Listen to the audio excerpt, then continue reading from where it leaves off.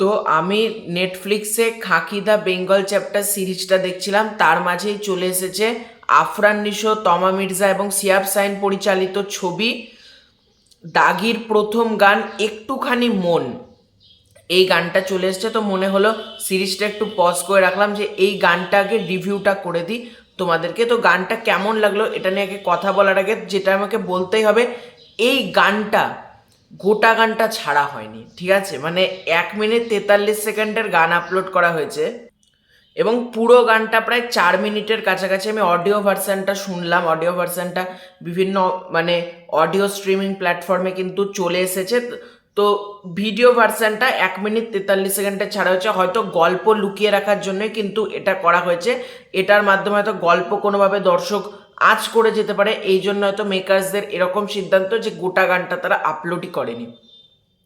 তো এবার যদি বলি গানটা কেমন লাগলো, দেখো গানটা এক কথায় সুন্দর হয়েছে। মানে একটা রোম্যান্টিক গান যে এতটা সুন্দর হতে পারে, এবং ইভেন যে মানে মাসা ইসলামে গানটা মেয়েটার গলাটা করেছে, তো মাসা ইসলামের গলাটা দারুণ লাগছে, ঠিক আছে?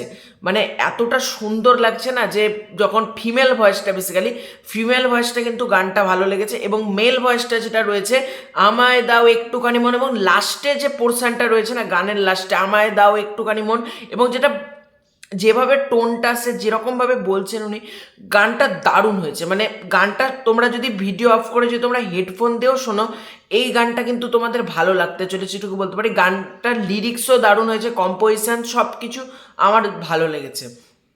তবে গানটা লিরিক্যাল মোডে ছাড়া হয়েছে, মানে প্রচুর দৃশ্যকালে মানে লিরিক্যালভাবে কিন্তু গানটাকে ছাড়া হয়েছে। এবার গানটার যদি ভিজুয়ালের ব্যাপারটা আমরা বলি, ভিজুয়ালেও গানটা খুব দেখতে ভালো লাগছে। যেমন তমা মির্জা ছেড়ে চলে যাচ্ছে, তমা মির্জা ফোন করছে বারবার আফরান নিশোকে, এবং একটা জায়গায় আছে আফরান নিশো, একটা জায়গায় হচ্ছে জন্ম মৃত্যু বলে একটা লাইন বলছে, তখন আফরান নিশো একটা মানে একটা কি বলবো, একটা ভ্যান টাইপের মনে একটা কিছু একটা হবে, তার উপর আগুন জ্বলছে, ওইটা ঠেলে নিয়ে যাচ্ছে। ওই সিনটা আমার বেশ ভালো লেগেছে। ওরকম একটা সিন টিজারের মধ্যেও ছিল, তবে এটার একটু এক্সটেন্ডেড ভার্সান রয়েছে বলা যেতে পারে। এরকম করে ঠেলে নিয়ে যাচ্ছে, ওই সিনটা ভালো লেগেছে। ইভেন মানে যেরকম কালার প্যালেট দিয়ে সাজানো হয়েছে দেখতে ভালো লাগছে, এবং আফরান নিশো তমা মির্জা এই জুটিটা কিন্তু ওয়ার্ক করে, ঠিক আছে? সেটা যদি তোমরা সুরঙ্গর সমুদ্রেও দেখো, সুরঙ্গর সময় কিন্তু আফরান নিশো আর তমা মির্জার জুটিটা কিন্তু দারুণভাবে ওয়ার্ক করেছিল বলা যেতে পারে। এবং দাগির যে প্রথম গান, এটা কিন্তু আমাদেরকে বুঝিয়ে দিল যে দাগি ছবিটাতেও কিন্তু আফরান নিশো এবং তমা মির্জা এই দুটো জুটি, মানে এই দুজনের জুটি কিন্তু দারুণভাবে ওয়ার্ক করতে চলেছে, এটা বোঝাই যাচ্ছে। এবং গানটাকে আমার মতে আরেকটু মানে গল্পটা লুকে হলেও লিরিক্যালভাবে হলেও গোটা গানটা ছাড়া উচিত ছিল, তবে জানি না কেন গোটা গানটা ছাড়া হয়নি, 1 মিনিট 43 সেকেন্ডের ছাড়া হয়েছে। তবে তোমরা অডিও ভার্সন যদি শুনতে চাও, বিভিন্ন অডিও প্ল্যাটফর্মগুলো থেকে তোমরা শুনতে পারবে, একটুখানি মন লিখে সার্চ করলে। তো আমি যদি বলি গোটা গানটা আরও ভালো হয়েছে। মানে তোমরা মানে একটা হেডফোন লাগিয়ে যদি তোমরা শুনো, তোমার একটা দারুণ গানের ফিলিংস পাবে বলা যেতে পারে।